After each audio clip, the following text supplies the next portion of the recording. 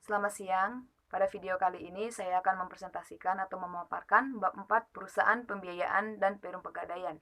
Adapun video ini untuk melengkapi tugas saya pada mata kuliah Lembaga Keuangan. Perusahaan pembiayaan mendapatkan dana dengan menggunakan warkat atau niaga atau commercial papers atau CP dan menggunakannya untuk memberikan pinjaman biasanya dalam jumlah kecil yang terutama ditujukan bagi kebutuhan konsumen dan bisnis. Proses intermediasi keuangan dari perusahaan pembiayaan yaitu mereka meminjam dalam jumlah yang besar namun dengan memberikan pinjaman dalam jumlah kecil. Ciri utama perusahaan pembiayaan adalah bahwa meskipun perusahaan tersebut memberikan pinjaman kepada konsumen, perusahaan pembiayaan tidak tunduk pada regulasi seperti halnya bank komersial. Ada 3 jenis dari perusahaan pembiayaan yaitu bisnis, konsumen, dan perdagangan. Pendahuluan. Pada awalnya bank komersial tidak tertarik untuk melakukan bisnis seperti yang dilakukan oleh perusahaan pembiayaan karena resikonya yang tinggi. Akan tetapi, dengan meningkatnya kompetisi antar bank dan keuntungan dari pinjaman konsumen yang cukup tinggi, telah mendorong bank untuk memberikan pinjaman konsumen dengan bunga yang lebih rendah. Namun, dalam beberapa hal perusahaan lebih unggul daripada bank. Karakteristik bisnis perusahaan pembiayaan. Perusahaan pembiayaan disebut juga perantara pasar uang atau money market intermediaries yang memfasilitasi pemilik dana dan menginvestasikan dananya ke instrumen pasar uang atau money market, dalam hal ini adalah CP. Dana yang diperoleh perusahaan pembiayaan sebagian besar atau primary assets yang digunakan untuk memberikan pinjaman kepada konsumen dalam jumlah per transaksi yang relatif kecil. Jenis-jenis perusahaan pembiayaan. Jenis-jenis perusahaan pembiayaan itu satu, perusahaan pembiayaan bisnis yang terdiri atas factoring, leasing, dan juga floor plan loans. Dengan rendahnya regulasi pemerintah terhadap bisnis perusahaan pembiayaan, hal ini menjadikan lebih inovatif dalam membiayai bisnis berskala kecil dibandingkan dengan bank.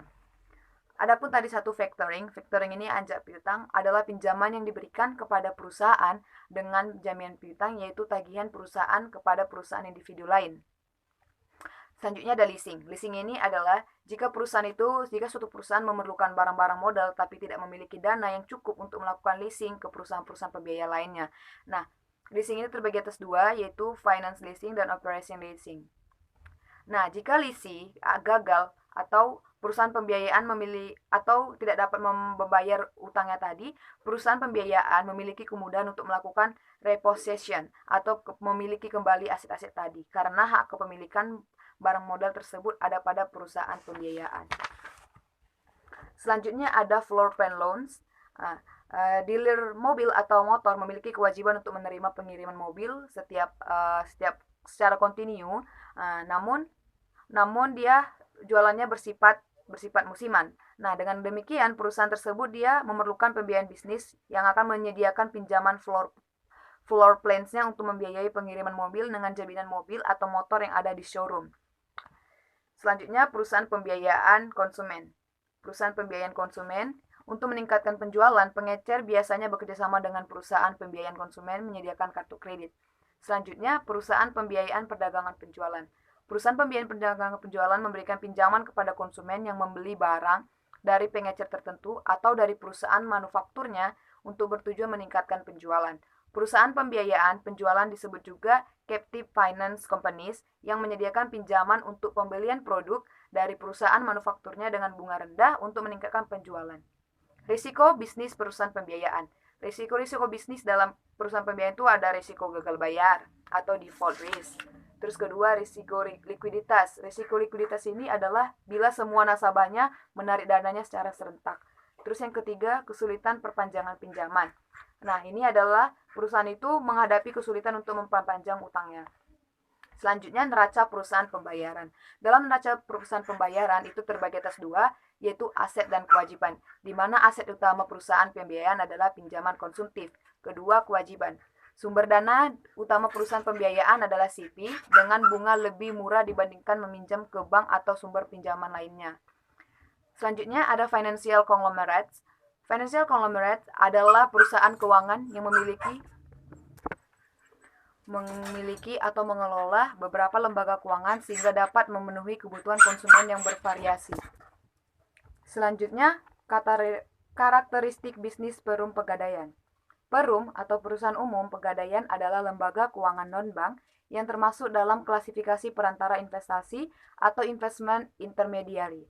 Perum, pegadaian dimiliki oleh pemerintah Indonesia atau BUMN. Sumber dana utama Perum Pegadaian berasal dari penjualan obligasi.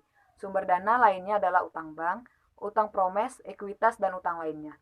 Pegadaian banyak dimanfaatkan oleh masyarakat dan pengusaha golongan kecil dan menengah sebagai alternatif sumber pendanaan selain bank.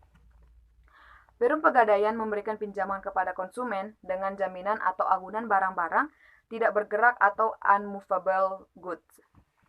Untuk memperkecil resiko kerugian akibat hilangnya barang agunan, kerusakan atau akibat lainnya, maka Perum Pegadaian mensyaratkan peminjam membayar premi asuransi yang besarnya didasarkan pada penggolongan barang agunan. Produk Perum Pegadaian. Produk pegadaian yang dikenal oleh masyarakat umum adalah peminjaman uang dengan sistem gadai, yaitu pegadaian barang.